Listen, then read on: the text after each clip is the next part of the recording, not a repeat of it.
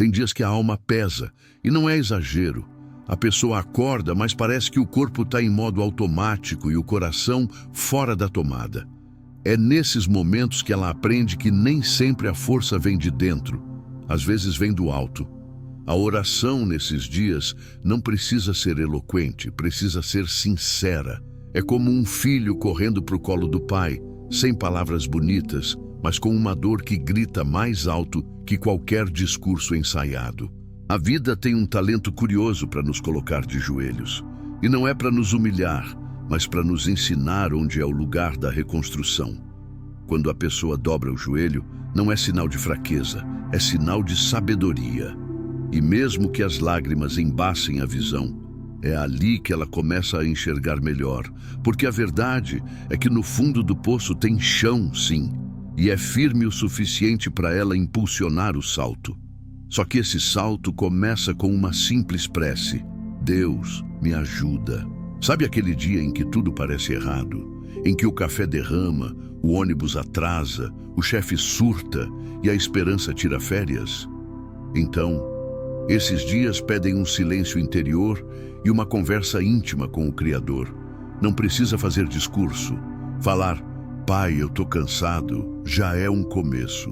O que muda tudo não é o tamanho do problema, é o tamanho da confiança que a pessoa decide colocar na resposta que virá. O curioso é que nesses momentos difíceis, a oração transforma o que está por dentro antes de mudar o que está por fora. Já reparou que às vezes o problema continua, mas a paz aparece do nada? É a oração operando na alma. É como abrir a janela num quarto fechado. O ar continua sendo o mesmo, mas o vento muda tudo. A paz que vem de Deus não precisa de explicação, ela só precisa de espaço. E aí entra um ponto importante. Quando a pessoa ora, ela não está tentando convencer Deus a fazer o que ela quer. Ela está, na verdade, se conectando com o que Ele já tem preparado. É como sintonizar a estação certa no rádio. A música já está tocando, só falta ela girar o botão do coração. E sim, às vezes a sintonia é ruim, mas é só insistir. A conexão vem.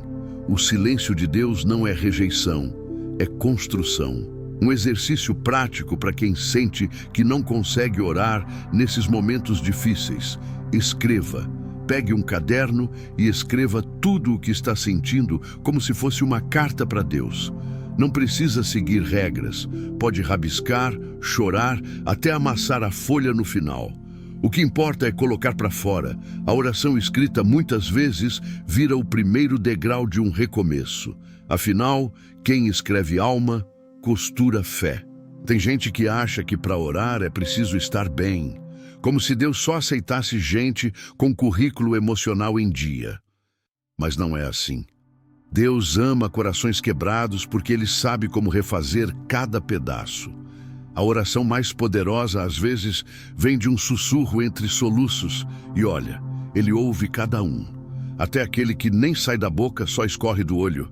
O momento difícil pode ser um convite disfarçado. Um chamado para sair da superfície e mergulhar no que realmente importa. Quem nunca foi sacudido pela dor, raramente entende o valor da fé profunda. E é aí que a oração se torna âncora. Não para impedir a tempestade, mas para não deixar o barco virar. E mesmo que vire com Deus, dá para aprender a nadar de novo. Muita gente se pergunta, por que Deus permite isso? Mas talvez a pergunta mais sábia seja, o que Deus quer me ensinar com isso? Oração, nesses momentos, não é apenas pedir socorro. É também pedir sabedoria, porque a dor sem propósito machuca, mas a dor com direção amadurece. É como uma poda, parece que mata, mas só prepara a planta para florescer mais forte. A dor, quando levada a Deus, não vira mágoa, vira milagre. Já viu gente que passou por um furacão e hoje consola outras pessoas? Isso é fruto de oração. A pessoa vai até Deus, rasga o coração e Ele devolve paz, propósito e direção. Não acontece sempre do dia para a noite, mas acontece. É um processo, tipo maratona, só que com o melhor treinador do universo. A oração não elimina a realidade, mas nos dá novos olhos para enfrentá-la. E quando a pessoa começa a enxergar com os olhos da fé, ela percebe que o fim da linha pode ser só o começo de um novo trilho. É tudo uma questão de perspectiva. E Deus tem o hábito de reescrever histórias a partir de ruínas. Mas para isso, é preciso abrir espaço no peito e tempo na agenda para conversar com Ele. Tem coisa que ninguém conta sobre momentos difíceis. Eles não têm prazo de validade, mas têm data marcada para ensinar alguma coisa. É só que, no meio da bagunça, a lição parece estar escrita em grego. E aí entra a oração, como uma lanterna em noite de breu. A pessoa não vê tudo, mas enxerga o suficiente para dar o próximo passo. E às vezes, isso é tudo que ela precisa. Um passo de cada vez. Tem gente que diz que orar não resolve nada. Mas se você prestar atenção, vai perceber que muita coisa muda quando você se cala diante de Deus e fala só com o coração. A ansiedade, por exemplo, diminui. A raiva dá uma trégua. O peito, que antes parecia uma panela de pressão, solta o vapor. E tudo isso acontece antes mesmo de qualquer milagre visível. Porque o milagre mais urgente, muitas vezes, é o que acontece dentro da alma. Lágrimas são orações líquidas, e Deus entende cada uma. Quando a pessoa está tão esgotada que nem consegue falar, o Espírito Santo traduz os gemidos. Já viu criança que só levanta os braços e o pai entende que ela quer colo? É assim. Não precisa ter discurso, precisa ter entrega. Quem aprende isso nos momentos difíceis carrega uma chave para o resto da vida. Outra prática poderosa: louvar mesmo sem vontade. Sim, sou estranho, mas já tentou colocar uma música suave, com letra que acalma a alma, e deixar tocar enquanto faz uma oração silenciosa? Às vezes, é a música que ora pela gente. E o ambiente muda, a atmosfera muda, a pessoa muda. Porque louvor é oração com melodia. E tem dias em que a melodia fala mais do que 1000 palavras. É interessante como nos momentos de dor, a gente tende a se isolar. Mas a Bíblia é clara: onde estiverem 2 ou 3 reunidos em meu nome, ali estou no meio deles. Então, procure uma pessoa de confiança, alguém que também tenha fé. Ore junto, mesmo que seja por mensagem, mesmo que seja rapidinho. A oração compartilhada tem uma força que surpreende. A corrente se fortalece quando tem mais elos. Nesses momentos difíceis, vale também se alimentar da palavra. Mas e se a mente estiver travada? Pegue um versículo só, tipo um gole d'água num deserto. Pode ser: o Senhor é o meu pastor e nada me faltará. Repita, medite, respire com Ele. Não precisa correr uma maratona bíblica, um passo já te tira do lugar. E uma oração feita com fé em cima da palavra tem um poder que ninguém tira. Às vezes, tudo o que a pessoa precisa é de uma oração simples, feita com alma, tipo: Senhor, eu não entendo, mas confio. É nessa frase que mora um segredo, porque fé não é entender tudo, é decidir confiar mesmo no escuro, igual criança que pula nos braços do pai sem saber se ele vai segurar. E ele sempre segura. Deus não falha. Ele só trabalha em silêncio quando o barulho da dor grita demais. Se você já se sentiu abandonado no meio de uma tempestade, saiba, até Jesus orou no Getsêmani em agonia. O Filho de Deus, sim, teve momentos difíceis. E o que ele fez? Orar, suar sangue, mas orar. Porque quando a alma pesa, o céu escuta com mais atenção. Então, por mais que pareça que ninguém vê, que nada muda, que tudo desaba, continue. Porque o céu não fica indiferente à dor de quem clama com fé. Outra coisa importante: orar não cancela o problema, mas transforma o guerreiro. Já viu lutador que antes de subir no ringue se ajoelha e ora? Ele não pede para fugir da luta, pede força para lutar. E é assim na vida real. Deus nem sempre tira o desafio, mas sempre fortalece o coração de quem busca. E às vezes, no meio do caos, a pessoa percebe que ela é muito mais forte do que imaginava. E quando tudo falha, quando o dinheiro acaba, a saúde vacila, os amigos somem, quando o chão se abre, oração é o único grito que sobe mesmo quando a garganta não acompanha. E Deus responde, viu? Às vezes com paz, às vezes com estratégias, às vezes com um amigo que liga do nada. A resposta não vem sempre do jeito esperado, mas sempre vem. A chave é insistir. Persistência na oração não é teimosia, é intimidade. Quem ora muito ouve mais a Deus, e quem ouve mais sofre menos por antecipação. Não é sobre repetir 1000 vezes, mas sobre permanecer conectado, tipo carregar o celular. Quanto mais tempo na tomada, mais carga.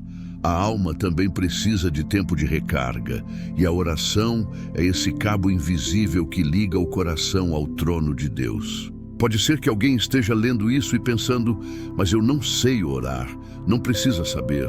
Comece dizendo isso mesmo. Deus entende.